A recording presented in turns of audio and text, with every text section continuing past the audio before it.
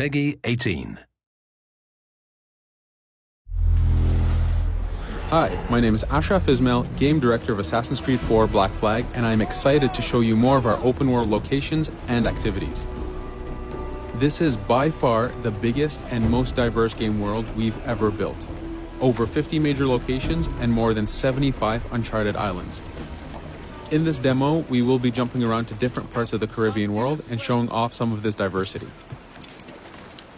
Here we are on Andreas Island, a coconut island with a pirate village. Up ahead, we have a tavern. Taverns are places where you can hire crew, pay for secret information about valuable convoys, you can play mini-games, and of course, you can have a drink. To gain access to all of this, you need to prove yourself with your fists.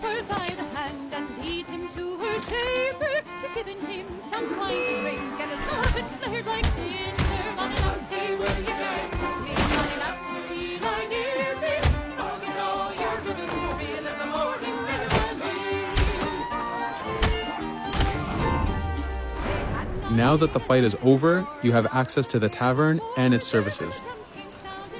This being a tavern, there's always plenty of rum to be drank, but drinking too much will have some fun surprises for you.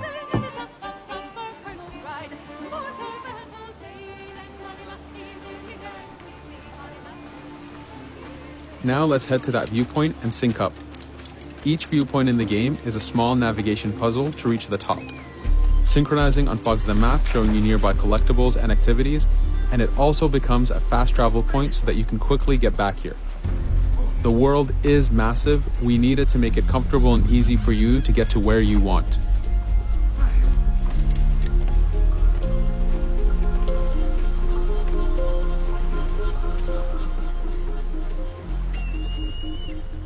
These viewpoints are also an opportunity for us to show off how beautiful and expansive this world really is.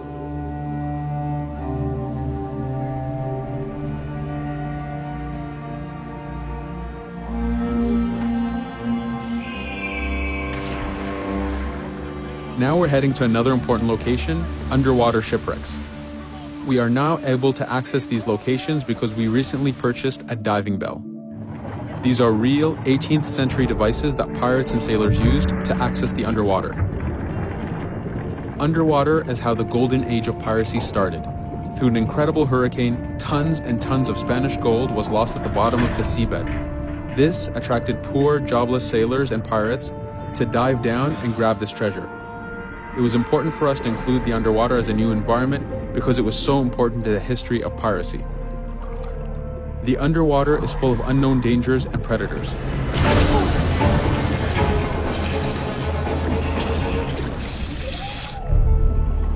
You do have to pay attention and act quick, but the risk is worth the prize as you need a lot of money to get all the upgrades for your ship, the Jackdaw.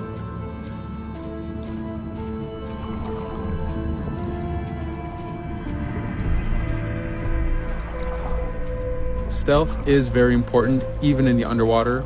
Here we can use the seaweed and plant life to keep yourself hidden from sharks and other dangers.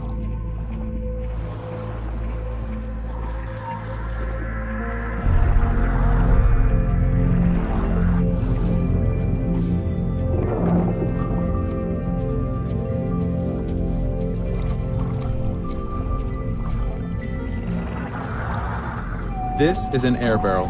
It's a one-time air refill, so use them wisely. Of course, you can always go back to the diving bell to refill.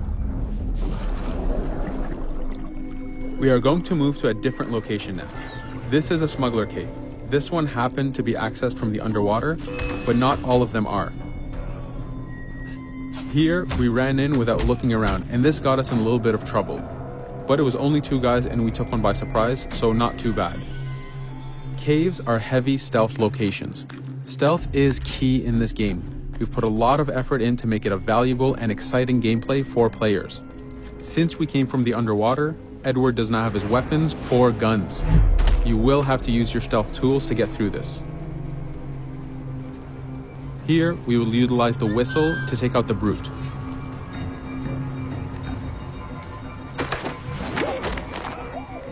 Anytime an enemy is taken out, they will drop their weapon for you to use.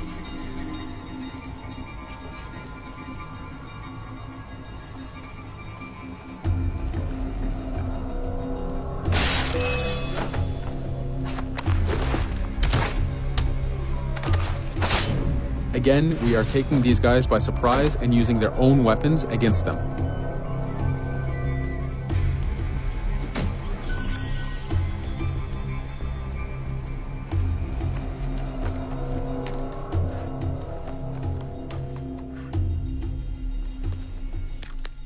Using just your fists keeps things quiet. This allows you to take advantage over the second guard.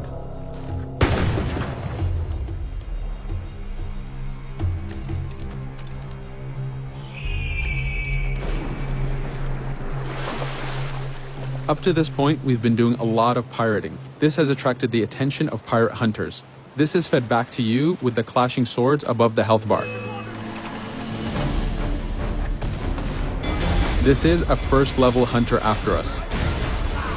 You can push the wanted system to reach level 4, where you have a fleet of intense aggressive hunters after you. The horn you heard indicates that this is a charger type ship. This ship is all about getting close and ramming. Each ship type has a unique sound associated to it, the scariest being the war drums of a man of war. Your first mate, Adewale, is always giving you helpful advice and feedback. The chain shot is a stun weapon. Hitting ships slows them down. Great for stopping a charger's attack.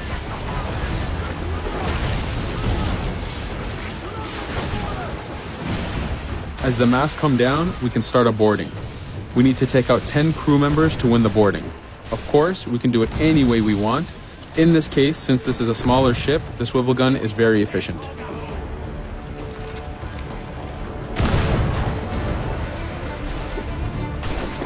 There are many objectives in the boarding system, including destroying powder keg reserves and removing the flag from the top mast. But the most basic objective is to eliminate the crew. Here you can see Edward utilizing his dual cutlasses and guns, combining them in counters and combo attacks. You do have a max of 4 shots before reloading, so make them count.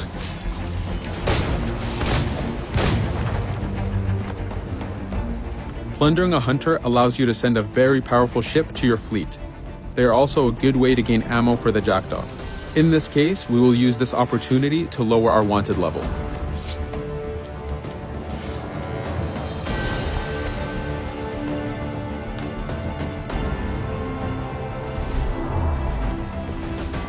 A very important new activity in Black Flag is harpooning. Historically, pirates harpooned as a source of income. Ready the whaleboat, lads.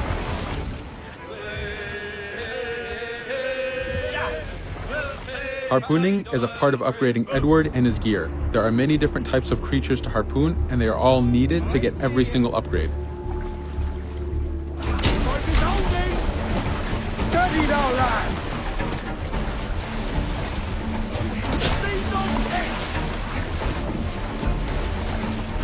Success!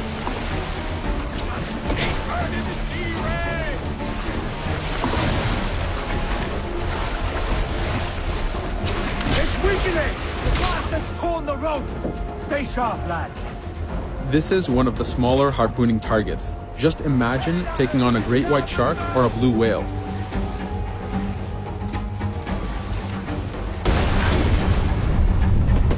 This one's dangerous. The harpooning activity itself has upgrades, and you will need them to take on the bigger targets. You can upgrade the health of the rowboat, the number of harpoons you carry, and the damage of the harpoons themselves.